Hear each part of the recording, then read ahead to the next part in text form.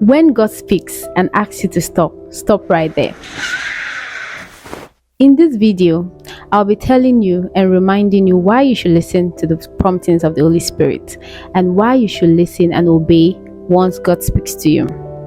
My name is Blessing Afolabi, and on this YouTube channel, we'll be discussing lifestyle, faith, and trendy issues.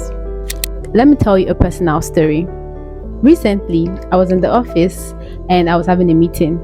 So I planned my day that maybe around 2 p.m. I'll go out. I needed to get something. So I planned to use my lunch break to go out, get it, and get back. After the meeting, I went back to my seat and I was on my laptop. And then I just got this prompting. Get up, pick your bag, and go to where you're going to. I'm like, I can't just go like that. I have to first book a ride, boat, and then wait for it to get here before I start going anywhere, even if I want to go immediately. And then I just got that nudging, get up and leave, get up and go. So I picked my bag and then I stepped out. I just told my team lead, I'll be right back, I want to quickly go out to get something. And then I stepped out. Where my office is located, it's very difficult to get a public transportation around there. If you're not using boat, then you have to trek down to the bus stop. So I saw a bike it had a passenger and it was going down into the estate. So I told him, please come back to pick me. But I knew that I might never see him. And so as I was walking out of the gate, and then the person we just had a meeting with, was reversing his car.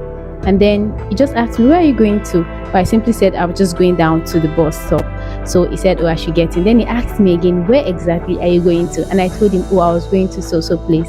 And that was exactly where he was going to. He was actually going to where I was going to. He was going to drop me at the exact place. Like, I didn't need to, wait for a bike to take me to the bus stop. Then I'll take another cab and all of that.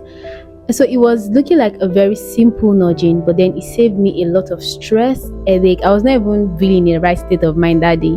So it saved me a lot of stress, and the sun has been pretty very hot.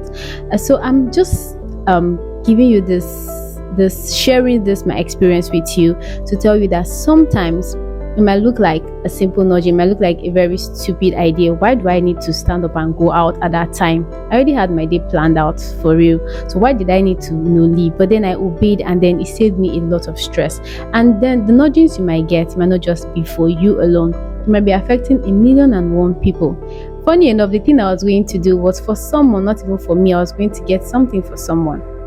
And it made it pretty easy for me. So what is that thing that God is asking you to do? Did he ask you to pray? Did he ask you to start that business, start that YouTube channel? No, this is for me too. It was for me. Did he ask you to do whatever it is the Holy Spirit is prompting you to do? Please do it, and do it now. It is not enough for you to say, I'll do this thing, and then you're procrastinating. You might lose out on the opportunities that are waiting you. If I didn't stand up for my chair, man, I would have missed out on that opportunity. But then, so you need to pick your bag, pick your purse, whatever it is, and then move out. When God asks you to move, when he asks you to stop, whatever he says you should do, please do it, and do it now. You never know what it is that might be lying in wait for you. Look at the example of the marriage of the Cana of Galilee in John chapter 2. Mary went to meet Jesus and asked him, please, wine is finished and all that. And Jesus was like, it's not my business. This is not my time yet. But then she told those guys, whatever he says you should do, do it.